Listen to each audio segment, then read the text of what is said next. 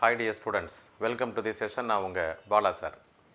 இதுக்கு முன்னாடி நீங்கள் பார்த்த வீடியோவில் மேக்ஸ்வெல் அப்படிங்கிற ஒரு மிகப்பெரிய ஒரு விஞ்ஞானி மின்காந்த அலைகள் அப்படின்னு ஒன்று இருக்குது அப்படிங்கிறத கருத்தியலாக தியரிட்டிக்கலாக அவர் ப்ரெடிக்ட் பண்ணார்.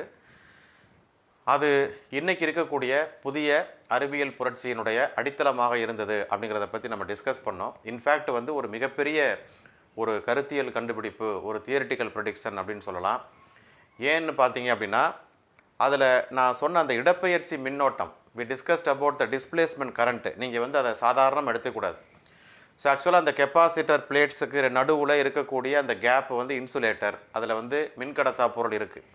ஆனால் அவர் என்ன சொல்கிறார் அப்படின்னா, அந்த கேப்பில் டைம் வேரியிங் எலக்ட்ரிக் ஃபீல்டு இருக்குங்கிறத உறுதிப்படுத்துகிறார் தியரிட்டிக்கலாக. அது என்ன பண்ணுதுன்னா, magnetic field, time varying magnetic ஃபீல்டை ப்ரொடியூஸ் பண்ணுது. அந்த டைம் வேரியிங் மேக்னெட்டிக் ஃபீல்டு எப்படி கிடைக்குதுன்னா, that is due to the displacement current, இடப்பெயர்ச்சி மின்னோட்டத்தினால கிடைக்குது. அப்போ அங்கேருந்து நம்ம என்ன புரிஞ்சுக்க முடியுது அப்படின்னா, அந்த மாதிரி ஒரு மின்கடத்தா பொருளில் என்ன மின்னோட்டம், ஏற்கனவே நம்ம சொல்லியிருக்கிறோம், மின்னோட்டம் பாயணும்னு சொன்னாக்க கண்டிப்பாக கடத்தியில் தான் மின்னோட்டம் பாயும். ஸோ கடத்தி வழியாக செல்லக்கூடிய மின்னோட்டத்தை கடத்து மின்னோட்டம்னு சொல்கிறோம். இப்போ ஸ்பேஸில் கரண்ட்டு போகுது அப்படின்னு நம்ம சொல்கிறோம் அப்படின்னா, அது டிஸ்பிளேஸ்மெண்ட் கரண்ட்டு. ஆக்சுவலாக அங்கே என்ன நம்ம புரிஞ்சுக்கணும் அப்படின்னு சொன்னால், மாறுபடக்கூடிய மின்புலமும் மாறுபடக்கூடிய காந்தப்புலமும் ஸ்பேஸில் பரவுது அப்படிங்கிறத நம்ம புரிஞ்சுக்கணும். ஸோ அதுதான் மின்காந்த அலை. அப்போ மின்காந்த அலை பரவுறதுக்கு எந்த விதமான ஊடகமும் அவசியம் இல்லைங்கிறதும் புரியுது. நம்ம அதைத்தான் எதில் கனெக்ட் பண்ணோம் அப்படின்னு சொன்னால், ஸ்டார்ஸ்லேருந்து வரக்கூடிய ரேடியேஷன்ஸ் எப்படி புறவெளியில் வருது, காஸ்மாஸ் என்று சொல்லக்கூடிய புறவெளியில் எப்படி வருது அப்படின்னு நம்ம சொல்லும்போது, புறவெளியில் ஆக்சுவலாக பார்த்திங்கன்னா எந்த மீடியமும் கிடையாது, வெற்றிடம் தான் அது. அப்போ அந்த வெற்றிடத்தில் எப்படி மின்னோட்டம் மின்காந்த கூறுகள் வருது, மின்புலக்கூறு எப்படி வருது, காந்தப்புலக்கூறு எப்படி வருதுன்னா, that is only due to the displacement current. அந்த டிஸ்பிளேஸ்மெண்ட் கரண்ட் எதனால் ஏற்படுதுன்னா, டைம் வேரியிங் எலக்ட்ரிக் ஃபீல்டால் ஏற்படுது. அதனால் டிஸ்பிளேஸ்மெண்ட் கரண்ட் கிடைக்குது. அதனால் நமக்கு மேக்னெட்டிக் ஃபீல்டு கிடைக்குது. ஆக மின்புலமும் காந்தப்புலமும் ஒருங்கிணைந்த மாறுபாடுகளாக புறவெளியில் பரவுகிறது. அதுக்கு ஊடகம் அவசியம் இல்லை. அதைத்தான் நம்ம மின்காந்த அலைகள் என்று சொல்கிறோம். இது முற்றிலும் இயந்திர அலைகளிலிருந்து மாறுபட்டது, ஒளியின் திசை வேகத்தில் செல்லக்கூடிய அலைகள் அப்படிங்கிறத சுருக்கமாக சொல்லலாம். இந்த வீடியோவில் நம்ம பார்க்க போகிறது மேக்ஸ்வெல் அவருடைய அந்த கண்டுபிடிப்புகளை 4 சமன்பாடுகள் நம்ம உள்ளடக்கிடலாம். இன்ஃபேக்ட் என்ன சொல்கிறாங்க அப்படின்னா, எலக்ட்ரோ டைனமிக்ஸே, அதாவது மின்னியக்கவியல் அப்படிங்கிற ஒரு மிகப்பெரிய ஒரு சாப்டரை அறிவியலுடைய ஒரு பெரிய பகுதியை இந்த 4 சமன்பாடுகளில் சுருக்கி சொல்லிட முடியும். இந்த 4 சமன்பாடுகளுமே மேக்ஸ்வெல் சமன்பாடுகள் என்று அழைக்கப்படுகிறது. இன்ஃபேக்ட் ஒரு சமன்பாடு காஸ் விதி, ஒரு சமன்பாடு ஃபாரடே விதி, ஒரு சமன்பாடு ஆம்பியர் விதி என்றாலும் எல்லா சமன்பாடுகளையும் தொடர்புபடுத்தி தான் மேக்ஸ்வெல் இந்த கருத்தை வெளியிட்டிருக்காரு. ஸோ அதனால் இந்த 4 சமன்பாடுகளை நம்ம மேக்ஸ்வெல் சமன்பாடுகள் என்று எப்படி இயக்கவியலில் நியூட்டன்ஸ் லாஸை நம்ம எப்படி ஒரு ஃபேமஸ் லா அப்படின்னு சொல்கிறோமோ, அதே மாதிரி எலக்ட்ரோ டைனமிக்ஸில் மின் இயக்கவியலில் மேக்ஸ்வெல்லுடைய சமன்பாடுகள் மிகவும் பிரபலமானவை. ஆக்சுவலாக இந்த மேக்ஸ்வெல்லுடைய ஈக்குவேஷன்ஸை 2 ஃபார்மில் எழுதலாம். டிஃபரன்ஷியல் ஃபார்ம்லையும் எழுதலாம். வேகமாக சொல்லணா? சரி, டிஃபரன்ஷியல் ஃபார்ம், அதாவது வகை நுண்கணித முறையிலையும் எழுதலாம். அது அண்டர்ஸ்டாண்ட் பண்ணிக்கிறது கொஞ்சம் கஷ்டம். இன்டெக்ரல் ஃபார்ம் ரொம்ப ஈஸி புரிஞ்சுக்கிறது. அதனால தான் நம்ம we mainly focus the integral form of the Maxwell equations. Maxwell சமன்பாடுடைய தொகை நுண்கணித வடிவத்தை தான் நம்ம பார்க்க போகிறோம். ஸோ 4 சமன்பாடுகள் ரொம்ப ஃபேமஸான சமன்பாடுகள். இதில் ஒரே ஒரு முக்கியமான விஷயம் நீங்கள் என்ன தெரிஞ்சுக்கணும் அப்படின்னு சொன்னால், அந்த இன்டெகிரேஷன் போடும்போது எஸ் போட வேண்டிய இடத்துல மிகச்சரியாக எஸ் போடணும். எது மூடிய பரப்போ அங்கே கண்டிப்பாக எஸ் போடணும். எது மூடப்பட்ட பாதை அல்லது மூடப்பட்ட சுற்று என்று எதை கருதுகிறோமோ அந்த இடத்துல எல் போடணும். நீங்கள் மாற்றி போட்டிங்கன்னா தவறுதலான புரிதல் வந்துடும். ஒவ்வொரு சமன்பாடுமே பார்த்திங்கன்னா மின் துகள் சார்ஜு, மின்னோட்டம் கரண்ட்டு, மின்புலம் எலக்ட்ரிக் ஃபீல்டு, காந்தப்புலம் மேக்னெட்டிக் ஃபீல்டு 4ஐயும் தொடர்புபடுத்தி விவரிக்கக்கூடிய சமன்பாடுகள். அதுபோக நிறைய இம்பார்ட்டண்ட்டான ப்ரெடிக்ஷன்ஸ் இந்த சமன்பாட்டில் நமக்கு கிடைக்கிது. ஸோ இப்படிப்பட்ட ஒரு அற்புதமான கண்டுபிடிப்புகள் அவர் 1864 19ஆம் நூற்றாண்டுடைய மிடில் போர்ஷனில் அவர் கண்டுபிடிக்கிறாரு. ஆக்சுவலாக ஒரு தியரிட்டிக்கல் ப்ரெடிக்ஷன் தான், ஆனால் உறுதியாக நம்பினார். உறுதியாக இப்படி ஒரு அலைகள் இருக்க வேண்டும் என்பதை ஆணித்தரமாக அவர் தியரிட்டிக்கலாக ப்ரூவ் பண்ணார். Experimentally it was proved later on. கிட்டத்தட்ட 22 வருஷத்துக்கு அப்புறம் தான் மண்டையை பிச்சுக்கிட்டு இருந்தாங்க உலகம் முழுக்க. ஏன்னா மேக்ஸ்வெல் வந்து இப்படி ஒரு வேவ்ஸ் இருக்குன்னு சொல்றாரு, இது எப்படி எக்ஸ்பெரிமெண்ட்லி ப்ரூவ் பண்ணுறது? நிறைய பேர் எக்ஸ்பெரிமெண்டலாக வந்து ட்ரை பண்ணி பார்த்தாங்கன்னா 22 வருஷம் ஆச்சு மேக்ஸ்வெல் சொன்ன அந்த விஷயத்தை ஆய்வுபூர்வமாக பூர்த்தி பண்ணி as there exist electromagnetic waves அப்படின்னு சொல்கிறதுக்கு 22 ஆண்டுகள் 1864 கிட்டத்தட்ட 24 ஆண்டுகள் அடுத்த 1888 தான் வந்து ஹென்ரிட்ஸ் ருடால்ஃப் ஹெட்ஸ் வந்து என்ன பண்ணுறாருன்னா அந்த தன்னோட ஆய்வின் மூலமாக ஹென்ரிட்ஸ் ருடால்ஃப் ஹெட்ஸை பற்றி இப்போ சொல்ல போனோன்னா அவர் ஒரு மிகப்பெரிய ஜாம்பவான். அதை பற்றி நம்ம அடுத்த வீடியோவில் நம்ம டிஸ்கஸ் பண்ணுவோம். ஸோ இப்போ அந்த 4 சமன்பாடுகள் என்ன அப்படிங்கிறத இந்த வீடியோவில் நம்ம டிஸ்கஸ் பண்ணலாம். முதல் சமன்பாடு ஆக்சுவலாக வந்து இந்த முதல் சமன்பாடு வந்து காஸ் விதி எதில் அப்படின்னா எலக்ட்ரோஸ்டாட்டிக்ஸில் நம்ம படித்தோம் இல்லையா, நிலைமின்னியலில் படித்த காஸ் விதி. இது வந்து நிலைமின்னியலோட தொடர்புடையது இந்த காஸ் விதி. இதில் நம்ம என்ன படித்தோம் ஞாபகம் இருக்கா? ஒரு மூடப்பட்ட பரப்போடு தொடர்புடைய மின்புல பாயமானது அப்பரப்பில் உள்ள நிகர மின்னூட்டத்தின் 1/ε0 மடங்குக்கு சமம் அப்படின்னு நம்ம சொன்னோம். அப்போ நிகர மின்னூட்டம் அப்படிங்கிறது என்ன வந்துடும்? அந்த பரப்புக்குள்ளற எத்தனை மின்துகள்கள் இருக்கோ அத்தனை மின்துகள்களும் தரக்கூடிய டோட்டல் சார்ஜ் என்ன, அதுதான் நிகர மின்னூட்டம், கேபிட்டல் Qன்னு போடுறோம். ஸோ இது வந்து மூடப்பட்ட பரப்பாக இருக்க வேண்டும். மூடப்பட்ட, இட் இஸ் நத்திங் பட் என்க்ளோஸ்டாக இருக்கணும். Enclosed surface divided by ε0. இது எப்போ கிடைக்கும்? இது எதுக்கு சமமாக இருக்குன்னா integral over a closed surface. ஏன்னா மூடப்பட்ட பரப்புன்னு நம்ம சொல்கிறோம். என்ன? மின்புல பாயத்தினுடைய மதிப்பு E வெக்டர் டாட் dA வெக்டர்னு சொல்கிறோம். So this is so called electrostatics Gauss law. இதுதான் மேக்ஸ்வெல்லுடைய முதல் சமன்பாடு என்று அழைக்கப்படுகிறது. It is called first law of Maxwell's ஈக்குவேஷன்ஸில் first equation which is nothing but Gauss law in electrostatics. So இது பார்த்தீங்கன்னா ஈங்கிறது மின்புலம், Qங்கிறது நிகர மின்னூட்டம். அப்போ இங்கே ஒரு மூடப்பட்ட பரப்போடு தொடர்புடைய மின்புல பாயம் எதுக்கு சமமாக இருக்குது அப்படின்னா அந்த பரப்புக்குள்ளே இருக்கக்கூடிய என்க்ளோஸ்டு சர்ஃபேஸில் இருக்கக்கூடிய நிகர மின்னூட்டத்தினுடைய மதிப்பிற்கு அதனுடைய 1/ε0 மதிப்புக்கு சமமாக இருக்குது அப்படின்னு பார்க்குறோம். ஓகே, இப்போ இதிலேருந்து நம்ம தெரிஞ்சிக்க வேண்டிய விஷயங்கள் என்ன அப்படின்னா இந்த ரைட் ஹேண்ட் சைடு, இப்போ லெஃப்ட் ஹேண்ட் சைடு என்ன? மூடிய பரப்பில் உள்ள மொத்த மின்புல பாயத்தை வந்து இது குறிக்குது. ஆனால் ரைட் ஹேண்ட் சைடு வந்து we have some value. அப்படின்னா என்ன பொருள் அப்படின்னா மின்புல கோடுகள் இருக்கு இல்லையா, மின் விசை கோடுகள், அது வந்து என்னென்னா ஒரு மின்னூட்டத்தில் நேர் மின்னூட்டத்தில் தொடங்கி எதிர் மின்னூட்டத்தில் போய் முடிஞ்சிருது. It is not a closed path, it does not form closed path. அது ஒரு மூடிய பாதையை உருவாக்காது. இப்போ ப்ளஸ் இருக்குது அப்படின்னா இங்கே மைனஸ் இருக்குது அப்படின்னா ப்ளஸில் ஆரம்பித்து மைனஸில் போய் முடிஞ்சிடணும். திருப்பி மைனஸில் ஆரம்பித்து ப்ளஸுக்கு வராது அப்படிங்கிறதான் விஷயம். ஏன்னா அப்படி ஒரு வேளை மைனஸில் ஆரம்பித்து ப்ளஸுக்கு வர்றதா இருந்தால் திஸ் வில் பி 0. இது வந்து 0வாக இருக்கும் அப்படிங்கிறத வந்து நமக்கு காட்டுது. இன்னொரு முக்கியமான விஷயம் என்னென்னா இயற்கையில் தனித்த மின்னூட்டங்கள் வந்து இருக்குது அப்படிங்கிறத வந்து இது உறுதி செய்யுது. அது நேர்மின் துகளாக இருந்தாலும் எதிர்மின் துகளாக இருந்தாலும் இயற்கையில் வந்து தனித்த மின்துகள் இருக்குது. அப்போ தனித்த மின்துகள் இருந்தால் தான் நமக்கு என்ன செய்ய முடியும்? இந்த மின்புல கோடுகள் வந்து இந்த மாதிரி வந்து போயிட்டே இருக்கும். நேர்மின்னூட்டம் தொடங்கி போயிட்டே இருக்கும், முடிவில்லா தொலைவுக்கு போகும். ஆனால் பக்கத்தில் ஏதாவது எதிர் மின்னூட்டம் இருந்துச்சுன்னா அதில் போய் என்ன பண்ணிடும்? முடிஞ்சிடும், அவ்வளவுதான். அதை சொல்லக்கூடியது தான் இந்த. So actually electrostatic monopole is possible, electric monopole is possible. அதாவது தனித்த நேர்மின் துகளும் தனித்த எதிர்மின் துகளும் இயற்கையில் சாத்தியமாகிறது அப்படிங்கிற ஒரு முக்கியமான ஒரு தகவலை இந்த சமன்பாடு தருது. அது மட்டும் இல்லை, இந்த மின்புல கோடு வந்து ஒரு மூடிய பாதையை தராது அப்படிங்கிற ஒரு முக்கியமான பாயிண்ட்டையும் வந்து நமக்கு கொடுக்குது. Okay, right. Now let's go to second equation. மேக்ஸ்வெல்லுடைய ரெண்டாவது விதி அப்படிங்கிறது அதுவும் காஸ் விதி தான். ஆனால் இது வந்து காந்தவியல் காஸ் விதி என்று அழைக்கப்படுகிறது. Gauss's law in magnetism.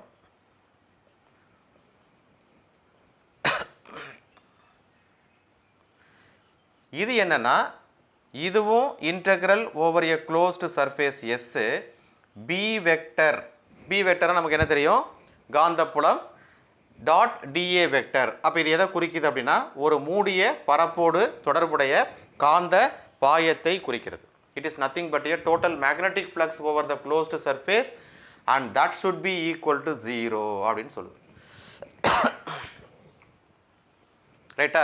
இது வந்து பாருங்க, இது ஒரு மூடிய பரப்பில் இருக்கக்கூடிய மின்புல பாயம். ஆனால் இதுக்கு வேல்யூ இருக்கு. ஆனால் காஸ் விதியில், மேக்னெட்டிக் காஸ் லால, அதாவது மேக்ஸ்வெல்லுடைய ரெண்டாவது விதி என்று அழைக்கப்படக்கூடிய, நான் வந்து இது மேக்ஸ் 1ன்னு போட்டுக்கிறேன், இது மேக்ஸ் 2, மேக்ஸ்வெல்லுடைய ரெண்டாவது விதி maths 2, which is nothing but Gauss law in magnetics. ரைட்டா? மேக்னட்டிசம். இதில் பாருங்க, ரைட் ஹேண்ட் சைடு ஆன்சர் வந்து 0 வருது. அப்போ என்ன மீனிங்? ஒரு மூடிய பரப்புக்குள்ளர மொத்த காந்த பாயம் சுழி அப்படின்னு சொல்லுது. என்ன மீனிங்? அதுக்கு என்னவா இருக்குன்னு பார்த்தீங்கன்னா, ரொம்ப ரொம்ப ரொம்ப முக்கியமான ஒரு விஷயத்தை வந்து தெளிவுபடுத்து. என்ன அப்படின்னா, காந்தப்புல கோடுகள் மூடிய பாதையை ஏற்படுத்துகிறது. அதான் விஷயம். காந்தப்புல கோடுகள் மூடிய பாதையை ஏற்படுத்து. ஒரு நார்த் போல் இருக்கு, இங்கே சவுத் போல் இருக்குன்னா, இப்போ என்ன ஆகுது? நார்த்தில் ஆரம்பித்து சவுத்துக்கு போகுது. எங்கே? வெளியில் வந்து நார்த்தில் ஆரம்பித்து சவுத்துக்கு போகும், உள்ளுக்குள்ளே சவுத்தில் ஆரம்பித்து நார்த்துக்கு போகுது. It is a closed loop. இப்போ இந்த க்ளோஸ்டு லூப்பாக இருக்கிறதுனால தான் என்க்ளோஸ்டுங்கிறதுல வராது.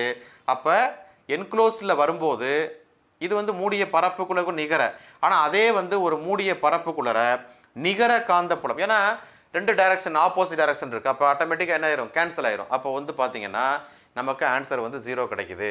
அப்போ இது மூடிய பாதையை ஏற்படுத்துகிறது. எல்லாம் ரெண்டுக்கும் வித்தியாசம் புரிஞ்சுங்க.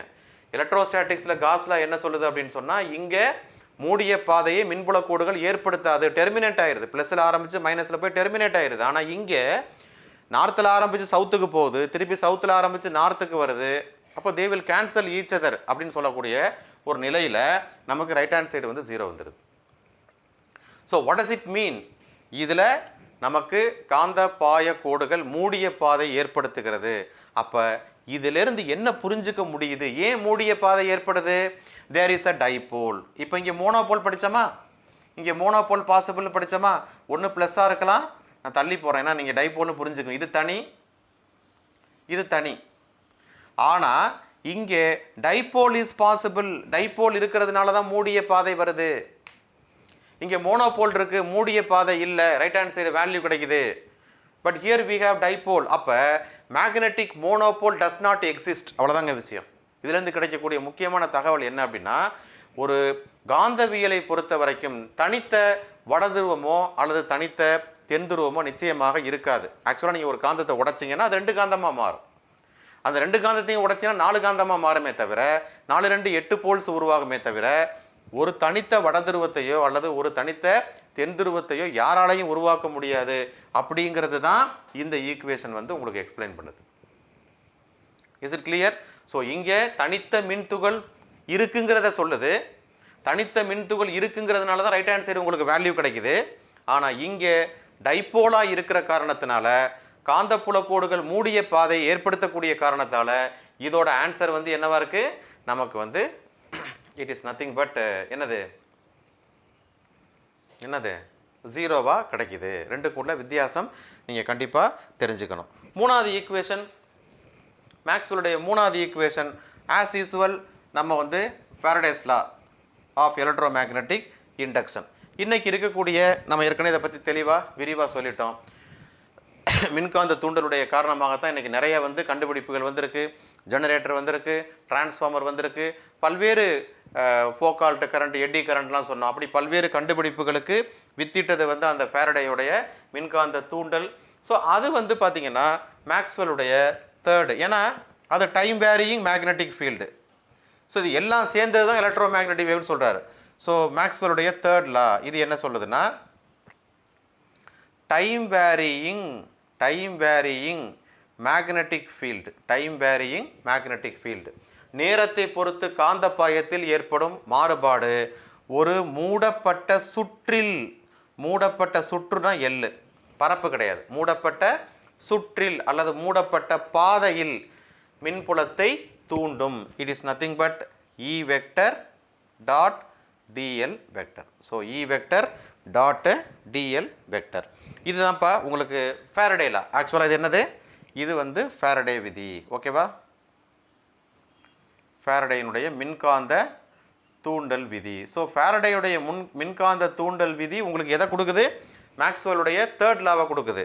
So time varying magnetic flux, அதாவது நேரத்தை பொறுத்து காந்தப்பாயத்தில் ஏற்படக்கூடிய மாறுபாடு, ஒரு மூடிய சுற்று அல்லது மூடப்பட்ட பாதை, சர்ஃபேஸ் போடக்கூடாது, இங்கே கண்டிப்பாக எல் தான் போடணும், நல்லா கவனிச்சுக்கணும். மின்னோட்டத்தை அல்லது மின்புலத்தை தூண்டுகிறது அப்படிங்கிற விஷயத்தை வந்து இங்கே சொல்லியிருக்காரு. இங்கே காந்தப்புலத்தையும் என்ன பண்ணியிருக்காரு, மின்புலத்தையும் தொடர்புபடுத்தியிருக்கிறாரு. இது third equation. And fourth equation அப்படிங்கிறது மேக்ஸ்வெல்லுடைய ஃபோர்த் ஈக்குவேஷன். இதுதான் ஆம்பியர் லால அவருக்கு கொடுத்த கரெக்ஷன், ஆம்பியர் விதியில் மேற்கொள்ளப்பட்ட திருத்த சமன்பாடு.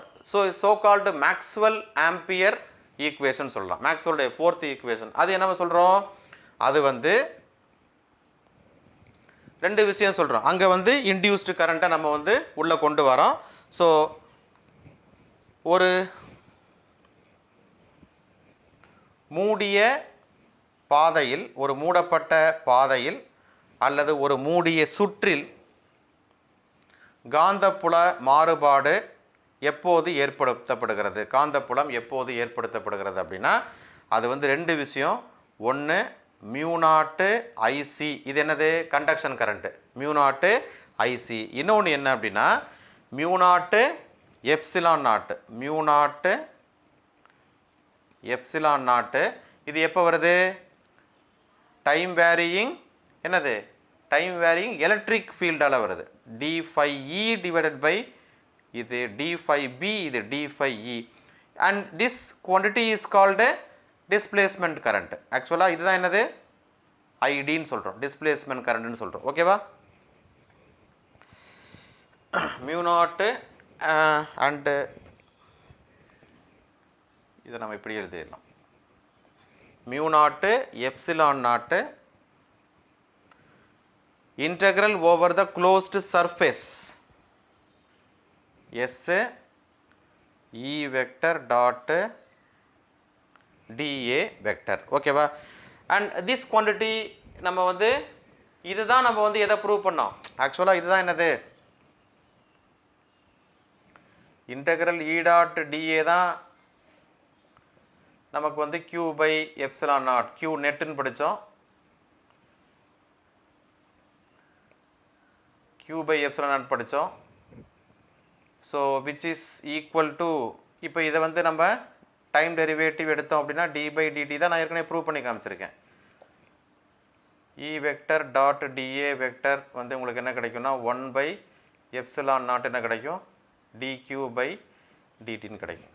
So this is nothing but என்னது, ஐடின்னு சொல்கிறோம். ஸோ ஐடிங்கிறது அப்போ epsilon not d by dt of integral over S E dot டிஏன்னு படித்தோம், ஞாபகம் இருக்கா.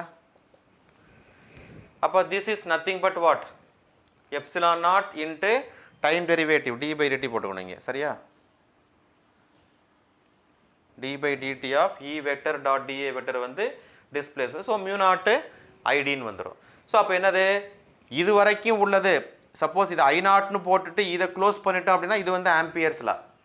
ஆனால் இந்த போர்ஷன் வந்து ரெண்டாவது போர்ஷன் வந்து மேக்ஸ்வெல் கொடுத்த கரெக்ஷனுங்கிறதுனால இது ampere Maxwell equation, ampere Maxwell சமன்பாடு என்று அழைக்கப்படுகிறது. ஸோ இந்த சமன்பாட்டில் வந்து பார்த்தீங்கன்னா மாறக்கூடிய, நேரத்தை பொறுத்து மாறக்கூடிய மின்புலமானது காந்தப்புலத்தை ஏற்படுத்துகிறதுன்னு சொல்லுது. அதே போல் இந்த சமன்பாடு மாறக்கூடிய காந்தப்புலம், நேரத்தை பொறுத்து மாறக்கூடிய காந்தப்பாயம் வந்து மின்புலத்தை ஏற்படுத்துகிறதுன்னு சொல்லுது. அப்போ டைம் வேரியிங் மேக்னெட்டிக் ஃபீல்டும் டைம் வேரியிங் எலக்ட்ரிக் ஃபீல்டும் மாற்றி மாற்றி ஆப்போசிட் ஃபீல்டை கிரியேட் பண்ணுது.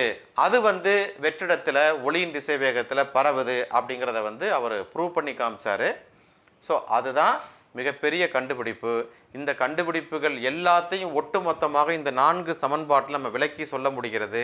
இதுதான் வந்து மேக்ஸ்வெல்ஸோட 4 செட் ஆஃப் ஈக்குவேஷன்ஸ், 4 சமன்பாடுகள், set of 4 equations, set of 4 equations, அதாவது 4 சமன்பாடுகள். ஆக்சுவலாக 2 சமன்பாடு வந்து காஸ்லா, அதில் ஒன்று எலக்ட்ரோஸ்டாட்டிக்ஸ், ஒன்று மேக்னட்டிசம், இன்னொன்று வந்து ஃபேரடேஸ் எலக்ட்ரோ மேக்னட்டிக் இண்டக்ஷன்லேருந்து நம்ம எடுக்கிறோம், இன்னொன்று ஆம்பியர் லால கொடுக்கக்கூடிய கரெக்ஷன். ஸோ இந்த 4 சமன்பாடுகளும் சேர்ந்து தான் மின்காந்த அலைகள் அப்படிங்கிற ஒன்று இயற்கையில் இருக்குது அப்படிங்கிறத வந்து உறுதி செய்கிறது அப்படிங்கிறத நம்ம வந்து தியரிட்டிக்கலாக மேக்ஸ்வெல் கூறினதை வந்து நம்ம வந்து புரிஞ்சுக்க முடியுது. ஸோ நிச்சயமாக இதை நம்ம பார்க்கும்போது நமக்கே வந்து புரியுது, கண்டிப்பாக வந்து எலக்ட்ரோ மேக்னெட்டிக் வேவ்ஸ் அப்படிங்கிற ஒன்று வந்து இருக்குது அப்படிங்கிறத வந்து நம்ம இந்த சமன்பாடுகளை பார்க்கும்போதே நமக்கு தெரிஞ்சுக்க முடியுது. ரொம்ப அற்புதமான விஷயங்களை வந்து அவர் செஞ்சுருக்கார். உண்மையிலேயே ஆல்பர்ட் ஐன்ஸ்டீன் சொன்ன அந்த வார்த்தை வந்து நிச்சயமாக பொருந்தும். ஏன்னா இந்த கரெக்ஷன் கொடுத்து இப்படி ஒரு வேவ்ஸ் வந்து இருக்குன்னு அவர் சொல்லலை அப்படின்னா கண்டிப்பாக பின்னாடி வந்து இன்னொருத்தர் கண்டுபிடிச்சிருப்பாராங்கிறது கேள்விக்குறி தான். ஸோ இவர் கண்டுபிடிச்சதுனால தான் இதை ரிவ்யூ பண்ணி எக்ஸ்பெரிமெண்டலாக as magnetic electro magnetic waves இருக்குங்கிறத வந்து ஹெட்ஸ் வந்து உறுதி பண்ணார். அதுக்கு பிறகு தான் தொழில்நுட்ப ரீதியாக பல்வேறு மின்காந்தலைகள் வந்து உற்பத்தி செய்யப்பட்டு இன்றைக்கி மிகப்பெரிய அளவில் நம்ம வந்து மனித சமூகத்திற்கு அந்த மின்காந்தலைகள் மிகப்பெரிய பயன்பாடுகளை கொடுத்து கொண்டிருக்கிறது அப்படிங்கிறதான். இன்னும் சொல்ல போனால் இந்த மாதிரியான விஷயங்கள் எல்லாம் தான் பின்னாடி வந்து நம்ம லைட்டில் என்ன இருக்குது, லைட்டுங்கிறத பற்றி நம்ம ஓரளவுக்கு படித்து புரிந்து கொண்டு லைட்டும் ஒரு மின்காந்த அலை தான், அதுலேயும் மின்புல காந்தப்புல கூறுகள் இருக்குது அப்படிங்கிற விஷயத்தையெல்லாம் நம்ம பின்னாடி படித்து உணர்வதற்கு கண்டுபிடிச்சாங்க நிறைய லைட்டை பற்றி பின்னாடி. ஏன்னா 19ஆம் நூற்றாண்டில் வந்து மிகப்பெரிய குழப்பம் நிலவியது. அவங்களுக்கு பார்த்தீங்கன்னா நிறைய கன்ஃபியூஷன்ஸ் லைட்டில் என்ன இருக்குது அப்படிங்கிறத. ஆனால் ஒன்ஸ் வந்து இப்போ மேக்ஸ்வெல் சொன்னதுக்கு பிறகு அப்படி ஒரு அலை இருக்குது அப்படிங்கிறத வந்து ஹெட்ஸ் ப்ரூவ் பண்ணதுக்கு பிறகு உண்மையிலேயே லைட்டை பற்றி பல்வேறு விதமான கண்டுபிடிப்புகள் வந்து நிறுவப்பட்டது. ஹெட்ஸ் ஆய்வில் அதற்கான விளக்கம் உங்களுக்கு கிடைக்கும். ஸோ தொடர்ந்து பாருங்கள். கீப் வாட்சிங். தேங்க்யூ.